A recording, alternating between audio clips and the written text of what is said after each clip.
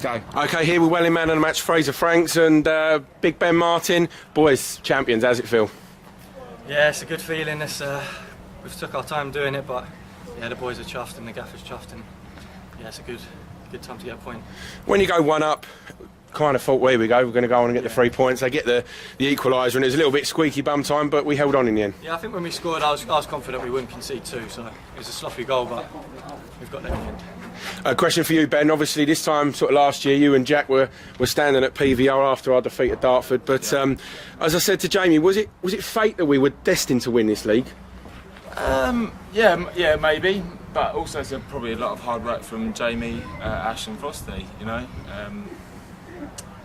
I think we were probably last year. I don't think Dartford were better than us to beat us, but you know, they obviously won the league. They've done well this season. But this year, we've been the most consistent team, and you know, we've done well. We've won the league, so that was great today. Question for both of you as well. Where do you pinpoint a game where you think, yeah, that was a turning point? That's where we probably won it.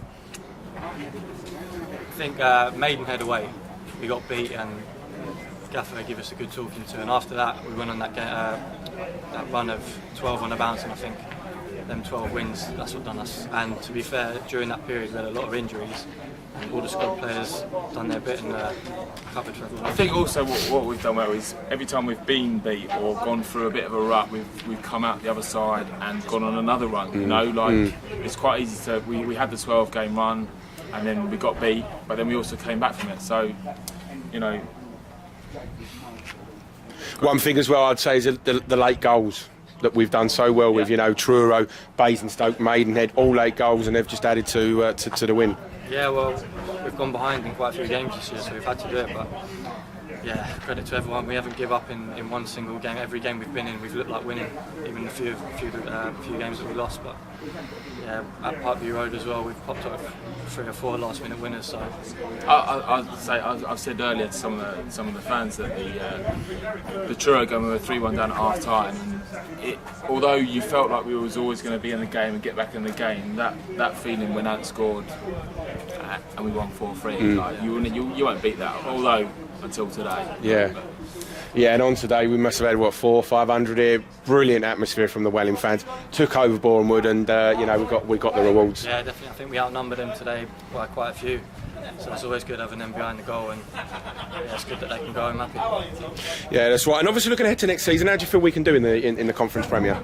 Well, if you look at the likes of Dartford and that, they've competed well, and boys say they don't think Dartford were a better team, and they haven't improved their squad that much, so I don't see why we can't compete well.